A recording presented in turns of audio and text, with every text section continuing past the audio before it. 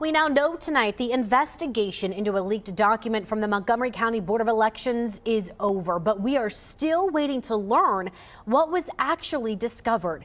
Gwyneth Falloon is following this story. She joins us now live from the Board of Elections. So Gwen, I know that you've been tracking all this information down today. And there are still a lot of questions that need to be answered.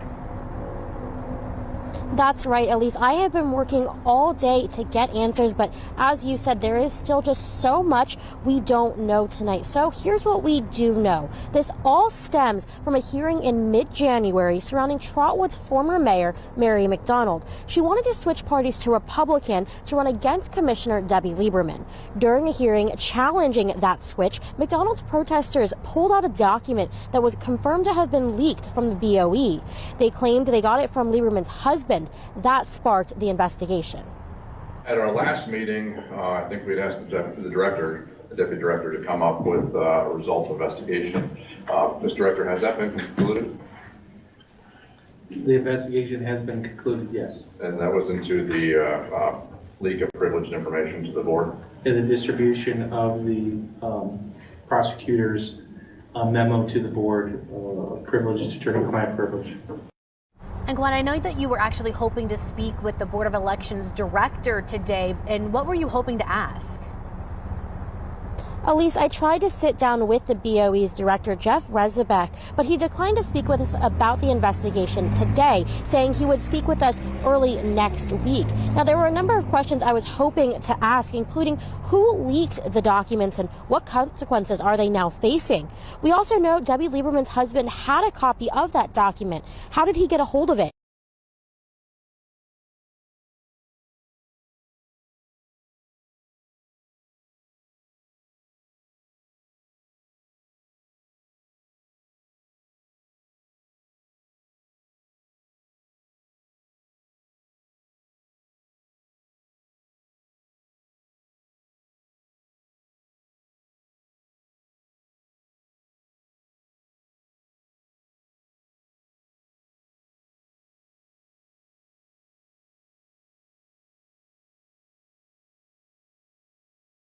Last month, he's due back in court for those charges in March. And this man here you see behind me will now spend the next 15 years in prison. A judge just sentenced Christian Villarez Castillo. A jury convicted him in connection to a fatal crash in German Township. Prosecutors say Villarez Castillo hit a car head-on back in August of 2023 on State Route 4. The other driver died in the crash. Officials say he was driving erratically before the crash and didn't even have a driver's license. Villarez Castillo is in the U.S. illegally and could be deported once he finishes his sentence. Well, people are still demanding justice for Casey Goodson Jr. He's the man who was shot and killed by former Franklin County Sheriff's Deputy Jason Meade more than 3 years ago. Kate Seifert was at one of the rallies earlier today. Justice for Casey Goodson. Say his name. Casey Goodson. Justice for Casey Goodson. On Friday, a rally was held at Ohio State's campus as students continued calling for justice for Casey Goodson Jr. Goodson was shot and killed by former Franklin County Deputy Jason Meade in 2020. This rally comes less than a day after special prosecutors in the case announced it will move forward and retry the case. But protesters say they will keep holding rallies like these until Meade is convicted. We have to keep our foot on the pedal as community members, as people who have seen what the system does and how long the system takes. We know that the system moves a little bit faster when all eyes are upon it. There is no retrial date set yet for this case. Reporting in Columbus, I'm Kate Seifert. Tonight, health officials are now reporting a suspected case of meningococcal disease at Miami University. The Butler County General Health District says it involves a student. It is a rare but potentially life-threatening and even debilitating disease. Officials say a vaccine is the most effective method to prevent it. Now, there are two kinds of meningococcal disease with different symptoms. We do have a list of what you need to look out for on our website at Dayton247now.com. Ohio Democratic leaders in both both branches of the legislature say they want a federal probe into Governor Mike DeWine. Now, they sent this letter you see here behind me to the U.S. Attorney for the Southern District of Ohio. The Democrats want to know what the administration knew about the First Energy scandal. A judge sentenced former Ohio Speaker Larry Householder to 20 years in prison for his involvement in the scandal. Prosecutors say he got nearly $61 million in bribes to pass a $1 billion nuclear plant bailout. Attorney General Dave Yost recently announced indictments against two First Energy executives and the former state public utilities chairman in connection to that scheme. Their names are on your screen right now. All three have pleaded not guilty. To read that full letter for yourself, check it out on our Dayton 24/7 Now app. Scan the QR code on your screen. You can also find it for free in your device's app store. Well, we're getting some brand new reaction tonight to sanctions against Russia. The U.S. and EU unveiled the 600 new sanctions on the country in response to the death of Alexei Navalny. Now, it targets Russia's financial sector and defense industry. Ohio Senator Sherrod Brown is praising the sanctions, saying in a statement, quote, Putin believes he can murder opponents and critics with impunity. We must prove him wrong. The United States and the West must continue to hold the lawless Russian regime accountable. Former President Donald Trump wants a judge to dismiss his classified documents case. In a legal filing, his attorneys argue he had presidential immunity and is protected from prosecution. One of Trump's co-defendants is also asking a judge to throw out that case. Now, attorneys for Carlos de Oliveira say he didn't knowingly obstruct justice when he helped move the boxes into a storage unit at Mar-a-Lago. De Oliveira is the former property manager for the club. He's pleaded not guilty. Well, we are one day away from the next major Republican presidential primary. Former President Trump and former UN Ambassador Nikki Haley facing off in South Carolina tomorrow. The two candidates have been making last-minute appeals to voters in the state this week. Nikki Haley is losing to me. It looks like she's going to lose by 25 or 30 points. That's a lot. She's governor, but people don't like her too much, and she's hurting the party. 60% of Americans are saying they think Joe Biden's too old and Donald Trump's too old. They're the two most disliked politicians in America. Why are we letting that be our choice? Former President Trump, who won the Republican primary in South Carolina during his 2016 campaign for president. Now, Haley used to serve as the state's governor until President Trump nominated her to serve as UN ambassador. And here's a look at where things stand just hours before people head to the polls. According to Real Clear polling, former President Trump has an average of 61.8% of the vote in South Carolina, while Haley has 36.5%. Well, you won't be able to bet on individual college athlete performances in Ohio. Today, the Ohio Casino Control Commission announced it is banning player-specific prop bets for college athletes. In a 6-page letter, the commission says there have been reports of bettors harassing athletes, including University of Dayton players.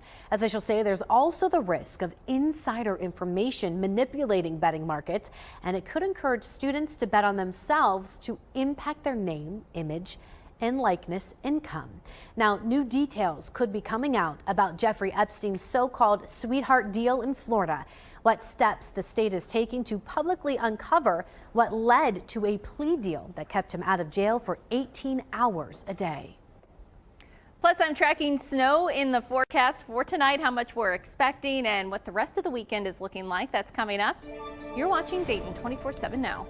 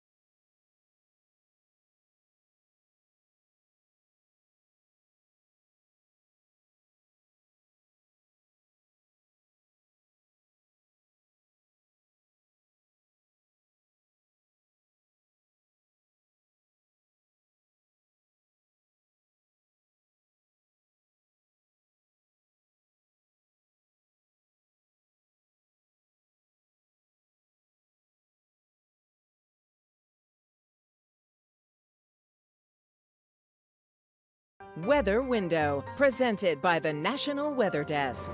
This is the first sunrise of the day anywhere in the United States. It's at Point Udall in the U.S. Virgin Islands, the easternmost point of the country. More signs of spring are showing up on the U.S. mainland. Today they are peach blooms in central Alabama. It's tough to tell in this photo where the sky ends and Lake Michigan begins. And is this what the saying, when the cows come home, really means? For more content like this, follow the National Weather Desk on TikTok.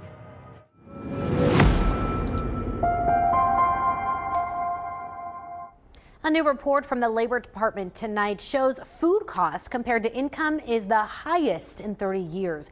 Now, you've seen the difference in your grocery bill, of course, and even at restaurants over the last year. Prices went up another 5%. Now, economists say supply and demand is one of the main reasons for the increase. Major international events have also impacted imports and exports. According to the USDA, Americans spent more than 11% of their disposable income on food. Cedarville economics professor Jared Pinson says incomes haven't kept up with the changes. The latter part of 2023, household incomes were finally starting to outpace inflation, but that's been a relatively more recent time period. If you look back, again, over the last 4 years, that hasn't been the case. And that's why you see angst amongst a lot of people. They clearly know that their dollar is not being stretched as far as it was in the past. Dr. Pinson says he doesn't see prices coming down, but says they'll moderate as people spend less on wants and more on needs.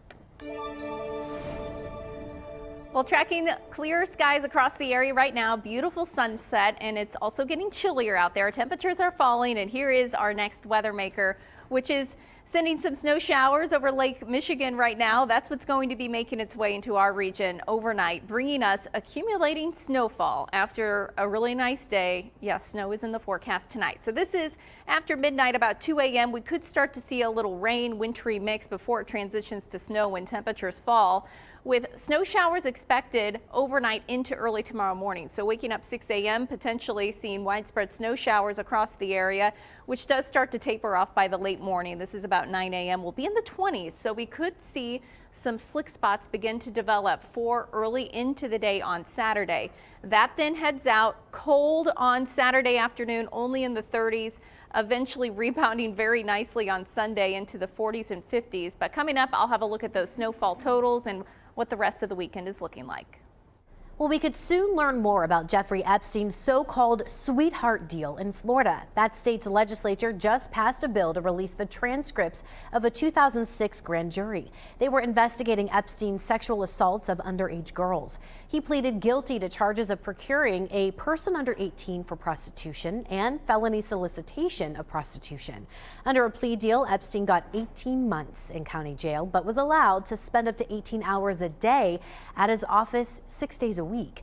Now, the bill would allow the release of grand jury transcripts if the person investigated is dead or if the investigation is related to sexual activity with a minor. Florida Governor Ron DeSantis says he'll sign the bill. Florida also set to enforce the strictest social media restrictions in the country. Under a bill that was just passed, social media companies would have to ban anyone under 16 from creating an account. Now, users would also have to use a third party for age verification. The law doesn't give parents an opportunity to allow their children to bypass it. Governor DeSantis says parents, though, should have a say. I've always said I think social media is a net negative for kids. At the same time, we're somebody that's believed in involving parents as much as possible. Now, Governor DeSantis says he is reviewing the measure today, and he'll have to sign or veto it in the next 2 weeks, or in the last 2 weeks of the legislative session. A story now from our partners at the Dayton Business Journal. We're getting new details about a historic site's restoration project. The Woodland Cemetery and Arboretum is now undergoing a $1.8 million restoration. Woodland's CEO says the project is one of several milestones in the site's 183-year history. The grand opening is set for May. To learn more about that project and to head on over to Dayton247now.com, you can find this story and others just like it under the Dayton Business Journal heading in the News tab. Well, tracking that snow overnight as far as accumulation goes, very likely could see at least an inch of snowfall for much of the Miami Valley, including right here in the Dayton area. Signs of lesser totals down to our southwestern counties, up to an inch or so. Either way, impacts should be fairly minimal. We will see some slick spots develop by early tomorrow morning, especially bridges and overpasses. Thankfully, it's a Saturday morning, so not going to have to worry about a super busy morning commute. But that being said, slick spots still pretty likely out there early into the day tomorrow, with about 1 to 3 inches of snowfall overall anticipated across the area. Could see maybe some higher totals, but overall I'm thinking we're going to be on the lower end of 1 to 3 inches of snow for our region. Once we get through the snow, temperatures then start to climb pretty quickly, back up to 52 on Sunday, and then back into the lower 60s as we head into next week. Giving you a live look right now over the Miami Valley from our EcoPlumber Skycam. If you're still looking for something to do this weekend, one event could be music to your ears. We've got those details next. You're watching Dayton 24/7 now.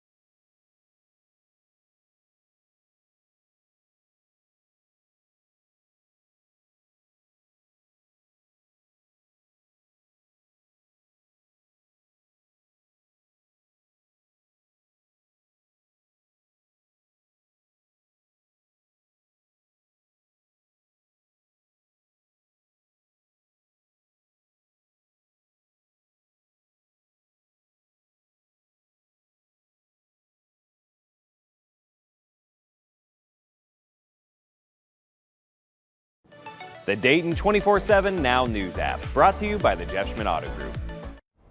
Well, get ready for a weekend full of jazz. Alex King tells us why students from all across the region are coming together in Beaver Creek.